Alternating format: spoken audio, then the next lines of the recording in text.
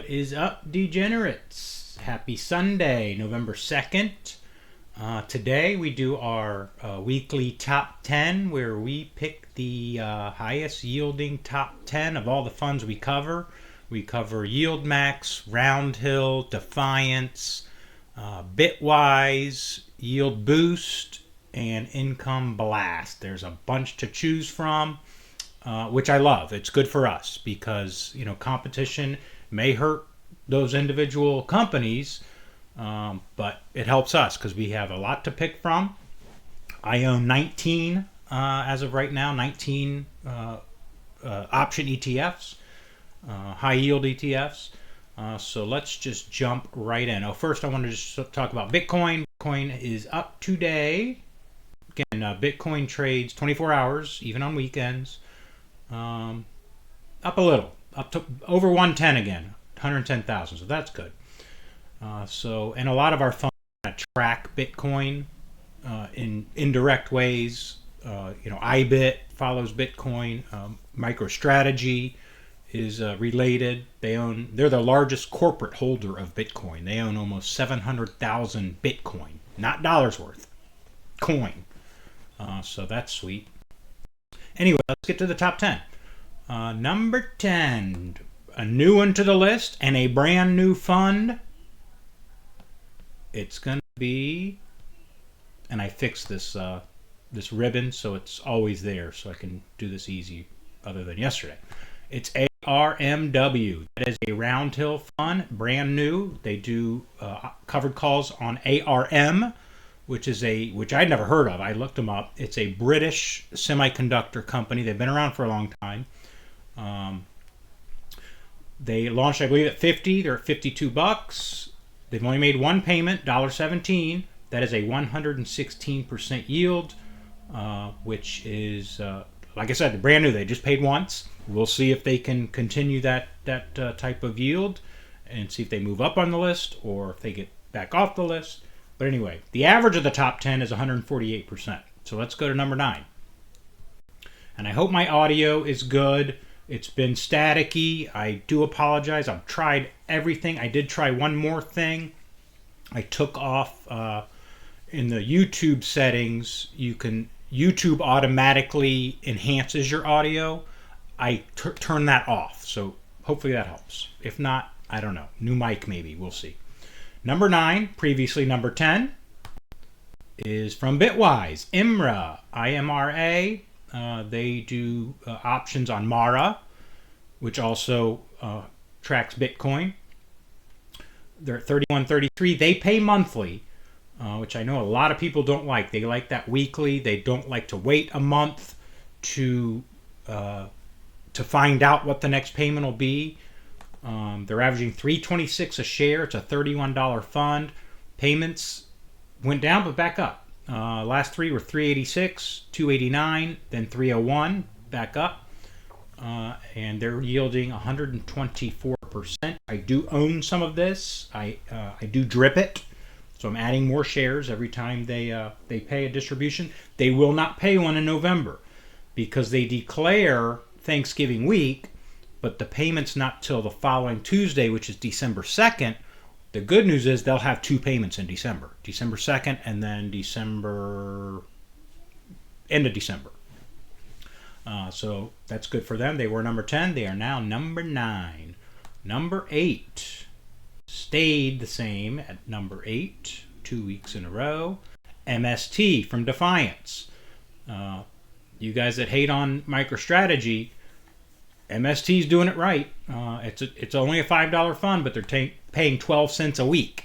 They paid 14 cents, 12 cents, now 10 cents. So that's trending down. We'll see if they can hold that yield at 129%. Previously number 8, they are still number 8.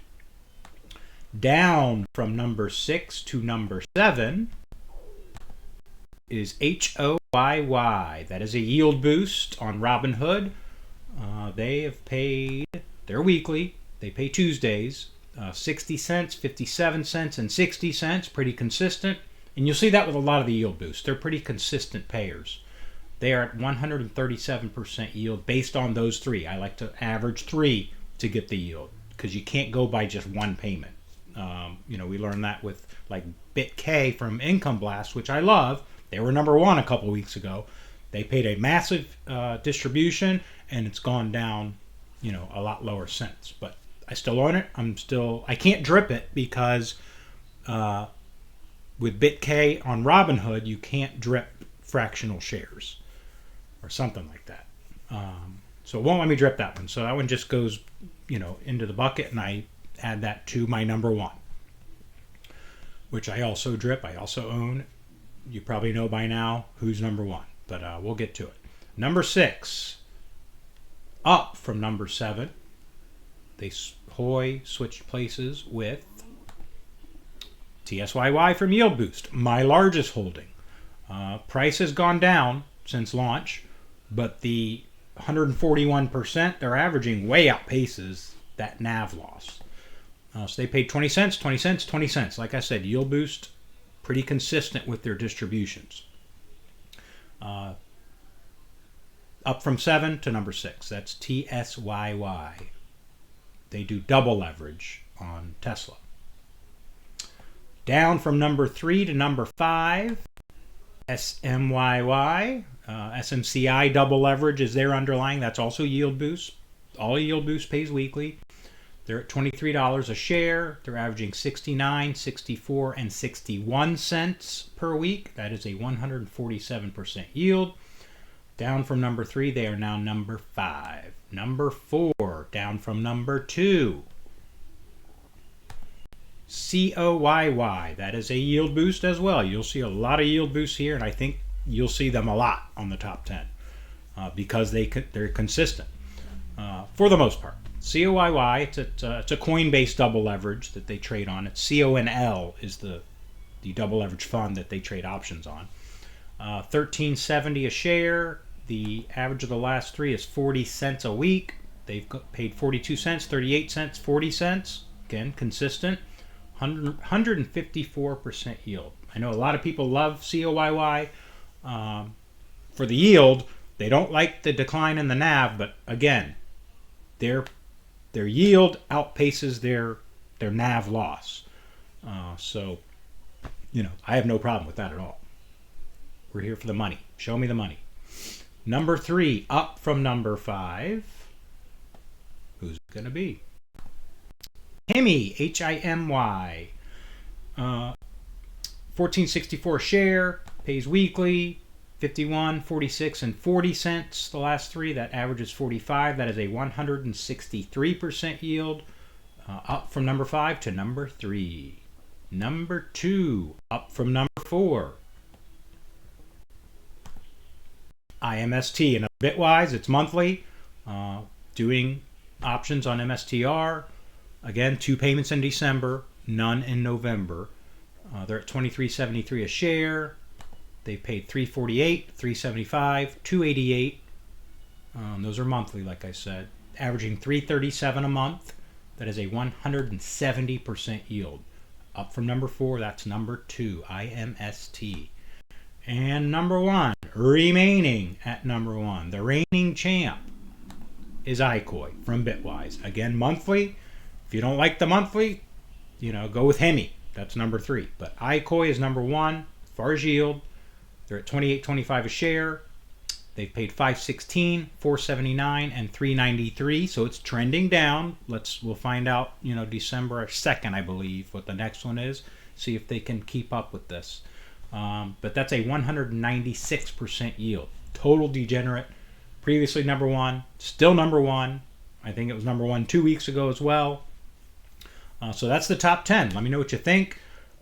Hit the like. Give me a comment. Tell me about the audio. I'll be on the Premiere as well, so I'll know if it's better. I've learned that I watched my last video on my cell phone, and it was very staticky. I then rewatched it on my laptop, and it wasn't. So, if you're watching on a laptop or a TV, it's probably fine. But if you're watching it on a phone, like I watch a lot of YouTube on my phone. A lot of times I'm in the car and I'm listening, or I just don't want to be lugging my laptop all over the house. But I'm working on it. But let me know. Let me know what you think of the top 10. Do you own any of these? What do you like? What do you don't like? These, I'm a income investor. I am stacking yield. I drip all of them that I can, and just loading up on shares until I get to retirement, which I'm thinking 3 to 4 years, where I'll be making enough to retire on these and still have a little bit left to continue to reinvest and continue to grow the portfolio. Then I get, a little bit more conservative, maybe get into some of the safer funds, a little bit less yield, but better NAV stability. I know KYLD, K-Yield, is coming out from Curve. I think they'll pay in the 30s as far as percentage, but I think the NAV will be much more stable on those. And it is with a lot of them that pay lower yields. But, that's my plan. We all have different plans. And there's no right or wrong way to invest in these, except if you buy a fund and it drops 10% and you sell it and you say it sucks, and you collect maybe one distribution. No, you're going to lose money. These are long-term holds. They are designed to be dripped, but you don't have to. For a while, I was just taking all the distributions and putting them into a new fund. iCoy, was a big one on that. Now I'm dripping them because total return works out better. I run the numbers. In fact, let me show you real quick. This is a dividend channel. Click on calculator. You can put in a fund. I put in ULTI. You can pick your start date, like when you started investing in it. It defaults to January 1st, 95, which I know they weren't around, but it'll still calculate it.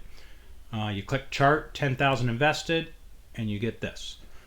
ULTI, without dividends reinvested, this is the bottom, launched February 29th of 24.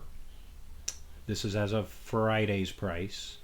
It was $19 a share. Now it's only $4.96 a share. So you've lost, a bunch of that. But your total return is 2.72%. That's without dripping. Total return, average annual total return, 1.62. So that's, definitely not a growth fund. But your $10,000 is now $10,271. The problem with not dripping, you still have the same amount of shares that you started your 10,000 with. If you do drip, this is on top here. Again, start at $19.35 a share. Now it's $4.96 a share. But you now have, you started with 516 shares, but now you have 2,400 shares. Dividends reinvested, $14.92. Total return is 19.44%. So total return is up. That's 11% a year. Again, not a growth fund, but if you're dripping, it grows better. Your $10,000 is now $11,945, and that's in 1.6 years since it's been around. So play with that. It's free.